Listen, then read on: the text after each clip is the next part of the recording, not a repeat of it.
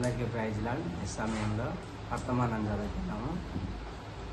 సంగమా, నీవెందుకు ఆకలి కొని ఉన్నావు? సంగమా, నీవెందుకు దప్పికొనుచున్నావు? మరుగై ఉన్న ఈ మర్మమును తండ్రి నీకు బయలుపరచుటకు ప్రయత్నించుచున్నాడు. కానీ మీరు వ్యర్థమైన అనేక కార్యములతో నిండిపోయి నీలోకి ఈ శ్రేష్టమైన బయలుపాటును రాకుండా వెలుపలకు త్రోసివేసిరి.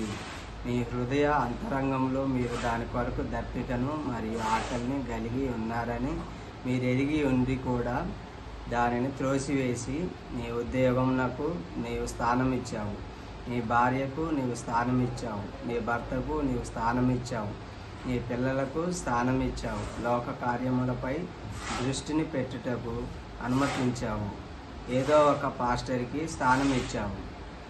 నీలో ఉండవలసిన దానిని ఎవరికో నీలో నుండి తీసివేయటకు నీవు అనుమతించావు. కానీ ఆ మర్మమును నీకు బయలుపరచుటకు దేవుడు ప్రయత్నించుచున్నాడు. అర్థమైనదా?